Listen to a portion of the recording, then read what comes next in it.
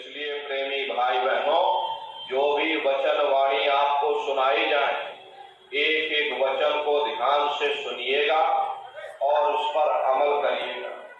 एक सेठ जी थे। सेठ जी का रोज का काम था। रोज सेठ जी सत्संग सुनने जाते थे। रोज आते और रोज जाते, रोज आते रोज जाते। उनका यही का काम था। रोज सवेरे उठ जाते थे, हाथ मुंह धोकर सत्संग सुनने चले जाते थे और फिर शाम को अपने घर वापस आ जाते। एक दिन उनके लड़के ने कहा कि पिताजी, आप रोज सत्संग सुनने जाते हो, आज आप दुकान पर बैठ जाओ, आज मैं महात्मा जी का सत्संग सुनने जाऊंगा।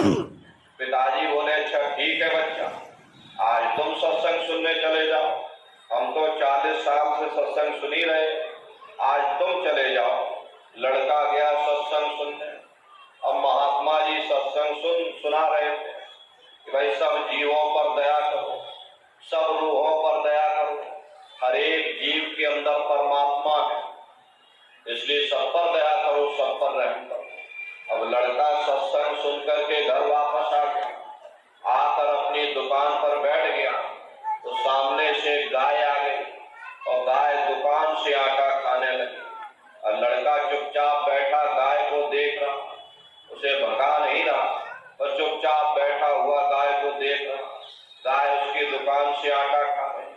तब तक उसके पिता ने देखा कि मेरा लड़का दुकान पर बैठा है, ये गैया दुकान से आटा खाए जा रही और लड़का मेरा चुपचाप बैठा हुआ, उसे भगा नहीं रहा।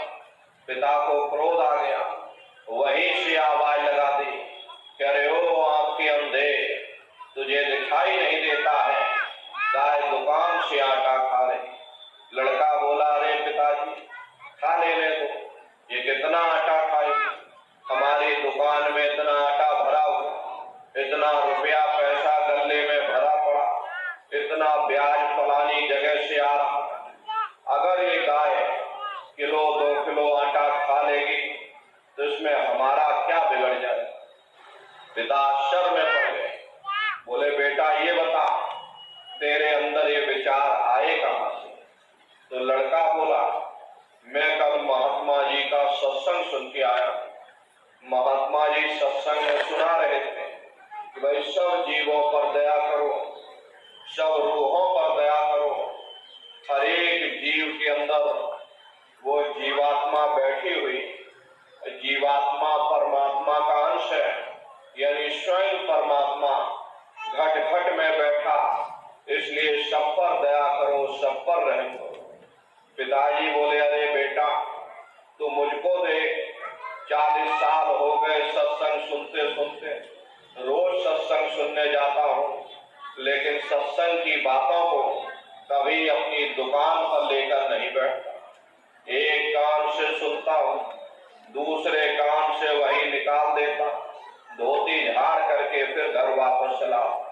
प्रेमी भाई बहनों, यही हालत हम लोगों की।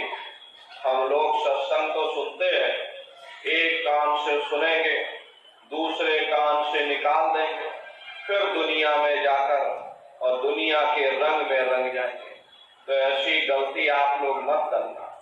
जो भी वचन वाणियां सुनाई जाए, चेत करके एक एक वचन को बड़े ध्यान से सुनिएगा और उस पर अमल करिएगा। तो सुमरन, ध्यान और भजन, ये 3 क्रियाएं हैं। तो कैसे आप लोग सुमरन करोगे, कैसे आप लोग ध्यान करोगे, कैसे आप लोग भजन करोगे, अच्छी तरह से समझ लीजिएगा और घर पर बैठ करके आप लोग करिएगा। तो सबसे पहले सुमरन कैसे किया जाएगा? सुमरन करने के लिए एक माला आप लोग ले लीजिएगा। ये देखो प्रेमी भाई बहनों, 108 दाने की माला है। अपने अपने घरों में बैठकर कितनी घोंसले से निकल करके और ब्रह्मांडों की सैर करेगी, देवी देवताओं के दर्शन करेगी और फिर अपने शरीर में प्रवेश कर जाएंगे। बड़ी भारी इसकी रफ्तार होती, पलक झपकते यह जीवात्मा खरबों योजन ऊपर चली जाती। हरे नर नारियों, ये ब्रह्मा विष्णु महादेव जिनकी सारी दुनिया पूजा करती है, आखिर ये है कौन? ये कहाँ पर रहते हैं, इनके माँ बाप कौन है, राम कौन है, कृष्ण कौन है, ये कहाँ पर रहते हैं, ईश्वर कौन है, ब्रह्म कौन है, पार ब्रह्म कौन है, इनका स्वरूप क्या है, ये कहाँ पर रहते हैं, जरा आप अच्छी तरह से समझ लीजिए। प्रेमी भाई बहनों, रचना और विस्तार तो इसका बहुत लंबा है।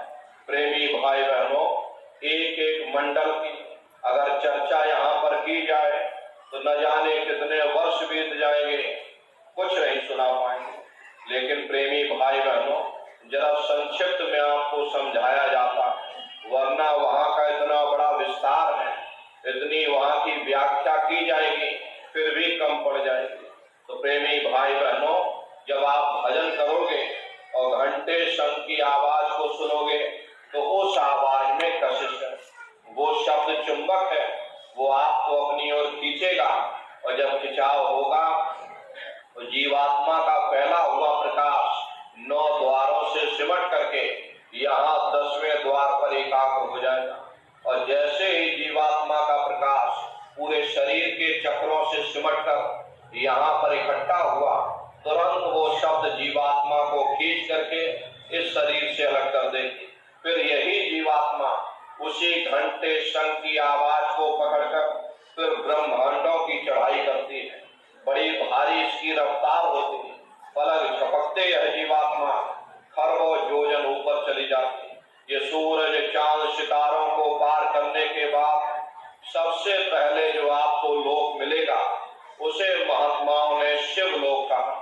शिवलोक तमोगुणी स्थान है, वहाँ के मालिक शिव जी हैं, वो पार्वती जी के साथ उस लोक में विराजमान है।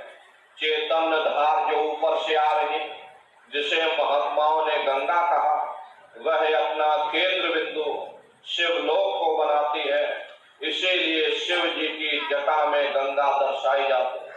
इस लोक में असंख्य जीवात्माएं रहती हैं और ये सभी जीवात्माएं शिव स्वरूप में मौजूद होती हैं। जब आप भजन करोगे, घंटे शंख की आवाज को सुनोगे तो उस आवाज में कशिश है।